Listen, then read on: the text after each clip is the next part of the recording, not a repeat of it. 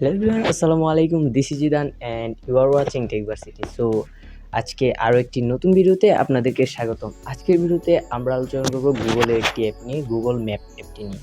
So আমরা অনেকেই Google map use করি, কিন্তু আমরা জানি না যে গুগল ম্যাপ কিন্তু অফলাইনেও চলতে পারে। মানে আপনি কোথাও গেলেন, আপনার ফোনে কাভারেজ নেই, আপনার ফোনে ডাটা নেই, আপনার কোনো ওয়াইফাই নেই, তাহলে আপনি কী করবেন? আপনার ফোনের যে গুগল ম্যাপ অ্যাপটি রয়েছে সেটি কিন্তু আপনার ডাটা ছাড়াই চলে বা এমবি ছাড়াই চলতে পারে, কারণ এটার একটা অপশন রয়েছে, ডাউনলোড ম্যাপ নামের একটা অপশন রয়েছে, যার মাধ্যমে আপনারা গুগল ম্যাপ ডাউনলোড করে নিতে পারবেন। তার ফলে আপনাদের গুগল ম্যাপ এমবি ছাড়াই চলবে বা ওয়াইফাই ছাড়াই চলবে। সো কীভাবে কী করবেন অবশ্যই দেখিয়ে দিচ্ছি মোবাইল স্ক্রিনে। তো আগে বলে নিই, চ্যানেল যদি নতুন হয়ে থাকেন তাহলে অবশ্যই press the bell icon, hit the subscribe button. আর যদি অলরেডি সাবস্ক্রাইব করে থাকেন, thank you so much.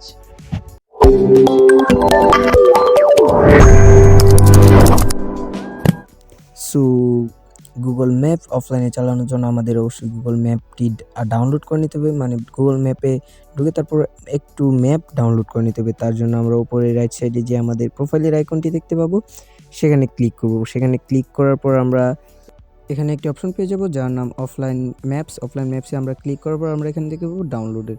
So আমরা এখান থেকে পাবো select your on area to download. সেখান থেকে আমরা আপনারা যতটুকু এরিয়া আপনারা ডাউনলোড করতে চান ততটুকু এরিয়া এর ভিতরে সিলেক্ট করে দেবেন। সিলেক্ট করে সরাসরি এখানে নিচে যে ডাউনলোড অপশনটি আছে সেটাতে ক্লিক করবেন। এখানে বলে নিই, যত বেশি জায়গা আপনি ডাউনলোড করবেন তত বেশি স্টোরেজ আপনার নিবে, তত বেশি এমবি আপনার কষ্ট হবে, মানে তত বেশি এমবি আপনার নিবে আর কি। সো দেখতে পাচ্ছেন ডাউনলোড হচ্ছে। সো ডাউনলোড হওয়ার পর আমরা দেখতে পাবো এখান থেকে অফলাইনেও আপনার ম্যাপটি চলছে।